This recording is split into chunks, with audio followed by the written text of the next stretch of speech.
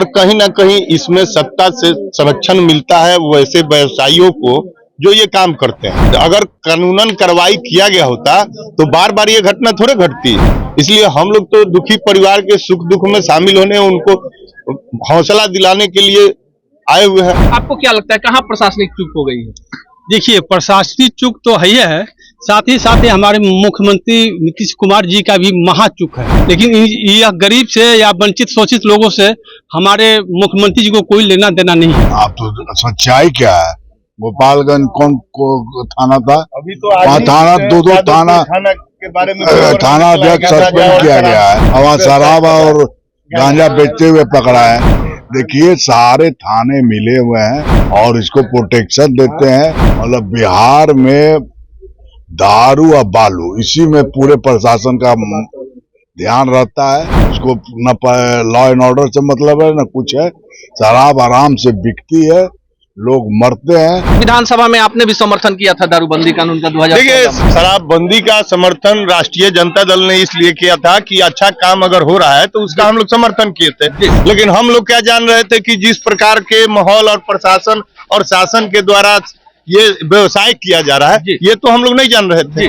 तो हम तो यही कहेंगे ना कि सरकार संरक्षण देना बंद करे वैसे व्यवसायियों को जो इस तरह के बड़े बड़े कारनामे कर रहे हैं। हम सीधे लिए चलते हैं। जितेंद्र राय जी पहुंचे हैं और ये पहले नेता हैं जो इस क्षेत्र में आए हैं और लगातार घूम रहे हैं। जितेंद्र जी, आपको क्या लगता है लगातार हम विनोद जायसवाल जी हैं, माननीय विधायक बच्चा पांडे जी हैं, हमारे राजद के दोनों सिवान और छपरा के जिला अध्यक्ष हैं, पूर्व जिला अध्यक्ष जिलानी मोबिन जी हैं, सिपाही लाल महतो जी हैं, पूरा टीम है और सब राजद के पूरा सिवान और राजद के सभी सक्रिय साथी लोग हैं।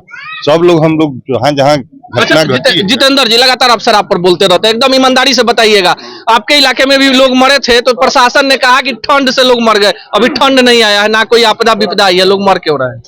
देखिए, एक बात तो तय है कि बिहार में शराबबंदी नाम करके प्रचारित किया जाता है, लेकिन हर बार घटनाएं घटती है और कहीं ना कहीं इसमें सत्ता से संरक्षण मिलता है वैसे व्यवसायियों को जो ये काम करते हैं। अगर कानूनन कार्रवाई किया गया होता तो बार बार ये घटना थोड़े घटती। इसलिए हम लोग तो दुखी परिवार के सुख दुख में शामिल होने, उनको हौसला दिलाने के लिए आए हुए हैं। हम लोग नेता का निर्देश है कि आप लोग जाइए और गांव में जाकर लोगों से मिलिए, तो उस काम में हम लोग लगे हुए हैं।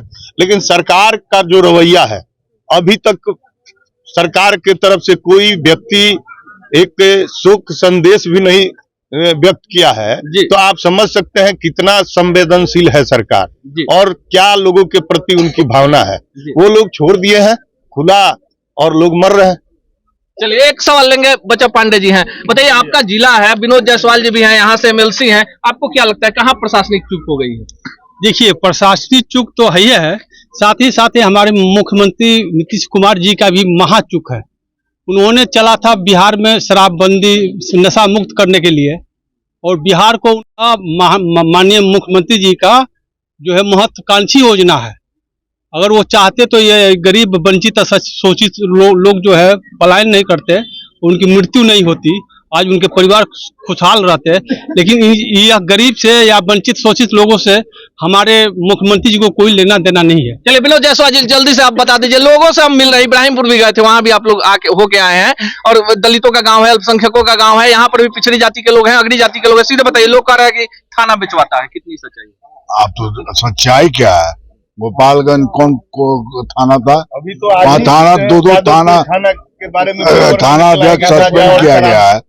वहाँ शराब और गांजा बेचते हुए पकड़ा है।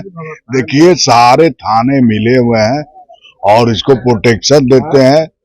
मतलब बिहार में दारू और बालू, इसी में पूरे प्रशासन का ध्यान रहता है। उसको न लॉ एंड ऑर्डर से मतलब है न कुछ है। शराब आराम से बिकती है, लोग मरते हैं, सरकार सोई हुई रहती है। अभी तक कोई प्रशासन का नहीं है, एक आदमी नहीं आया। हम तो नीतीश जी से यही निवेदन करेंगे कि एक बार पीड़ित परिवार के यहाँ जरूर आए और देखे कि उनके बच्चे किस ढंग से बिलख रहे हैं। उसकी और औरत जो है वो बेहोश हो रही है। अब उस परिवार को संभालेगा कौन? लाश जलाने का पैसा नहीं है, तो मैं पर्सनल स्तर से उसको सहयोग किया कि कम से कम लाश जल जाए। कल हॉस्पिटल में जिस लड़के से मैं मिल के आया उसको हॉस्पिटल ने रिलीज कर दिया जी। और सुबह उसकी मृत्यु हो गई। अभी वही लाश पर हम देख कर आए, मतलब ये इतनी सीरियस घटना है। और सिवान सदर हॉस्पिटल उस लड़के को रिलीज क्यों किया जी।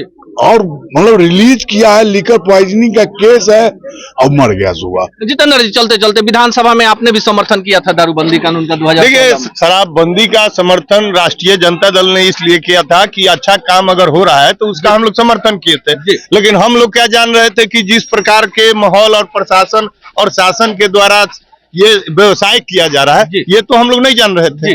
तो हम तो यही कहेंगे ना कि सरकार संरक्षण देना बंद करे वैसे व्यवसायियों को जो इस तरह के बड़े बड़े कारनामे कर रहे हैं। पूरे इलाके में घूमे हैं, काफी गरीब लोग हैं, खाने का नहीं। आप मांग करते हैं कि अनुदान की जो एकदम निश्चित रूप से हम लोग मांग करते हैं कि जो जो लोग मरे हैं उनको 10-10 लाख रुपया मुआवजा दिया जाए और पीड़ित परिवार को सहयोग किया जाए। विपक्ष में है तो क्या आप लोगों का रुख क्या होगा इस मामले का? हम लोग का रुख सदन से लेकर सड़क तक हमेशा इन लोग के साथ कदम से कदम मिलाकर इनके सुख दुख में रहने का काम। सत्ता सियासत के बीच विपक्ष ने कहीं न कहीं इस घटनास्थल पर पहुंचकर उन पीड़ितों के जख्मों पर मरहम लगाने की जरूर कोशिश की है। और हमने बात की और लगातार जो सिवान जिले के हैं, जितेंद्र राय जी हैं, विनोद जायसवाल जी हैं, बच्चा पांडे जी, तत्काल जितने भी जनप्रतिनिधि हैं सभी लोग आए हैं और लगातार इस बात को कह रहे हैं कि इस पर सियासत नहीं होनी चाहिए। जो मरने वाले हैं काफी गरीब लोग हैं और जितेंद्र राय जी ने कहा है कि 10 लाख रुपए की अनुदान की घोषणा होनी चाहिए।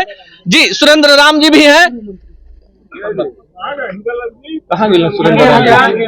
बुलाइएगा तब ना आप तो आइए इधर। सुरेंद्र राम जी कहाँ पर हैं? सुरेंद्र राम जी हमारे पुराने परिचित आदमी। बोलिए, कंटिन्यू। देखिए, सुरेंद्र राम जी हैं, गरखा सुरक्षित क्षेत्र से आरजेडी के विधायक हैं, श्रम मंत्री थे बिहार सरकार में। सुरेंद्र राम जी, मरने वाली की तो कोई जाति नहीं होती, आपने घुमा है, देखा है, सभी जाति के लोग हैं, क्या डिमांड करते हैं? ये देखिए, जो भी ये जहरीली शराब से मरने वाले लोग हैं, गरीब है, कमजोर वर्ग के लोग हैं, हम तो यही मांग करेंगे सरकार से कि आप बिहार में पूर्ण रूप से शराबबंदी कीजिए। यदि आप शराबबंदी करने में सक्षम नहीं है तो इस पर आप विचार कीजिए। अब आपके सरकार में इस तरह की घटनाएं घट रही है तो हम सबसे, आप देखे हैं जितेंद्र भाई बात किए हैं कि नहीं उनको 10 लाख का मुआवजा मिलना चाहिए। हम तो ये कहेंगे कि 10 लाख का मुआवजा तो मिलना ही चाहिए, साथ ही उस परिवार के लोगों को सरकारी नौकरी भी मिलना चाहिए। तब ये सरकार को समझ में आएगी कि ये कितने सारे लोग मरे हैं। और ये बात सही बोले हैं एमएलसी साहब कि क्या माननीय मुख्यमंत्री जी इस तरह के जो शराब, जहरीली शराब से पी करके मरने वालों के परिवार के यहाँ जाकर के एक बार दुख संवेदना व्यक्त किए हैं क्या? ये जो है हमारे बिहार के जो मुख्यमंत्री हैं ये धृतराष्ट्र के जैसा हो गए हैं। यहाँ की विधि व्यवस्था और प्रशासनिक व्यवस्था इनके हाथ से निकल चुका है। आपकी पार्टी ने भी तो समर्थन किया था 2016 में विधानसभा में। हमारी पार्टी ने शराबबंदी का समर्थन किया था और ये नीतीश कुमार जी की सरकार शराब बेचवा रहे हैं। जो पीने वाले लोग, बेचने वाले जो शराब माफिया हैं उसके जगह पर पीने वाले लोगों को जेल में भेजा जा रहा है। कई शराब माफिया को पकड़ के सरकार जेल में भेजने का काम किया है, किसी भी शराब माफिया को जेल भेजने का काम नहीं किया है। यहाँ तक कि शराब माफियाओं को संरक्षण देने का सरकार काम कर रही है और पीने वालों को जेल भेजने का काम कर रही है। तो हम तो यही कहेंगे कि जो इस जहरीली शराब से जो मरे हैं उनके परिजनों को 10 लाख रुपया के साथ साथ उनके परिवार के लोगों को सरकारी नौकरी मिलना चाहिए, यही हम मांग कर रहे हैं।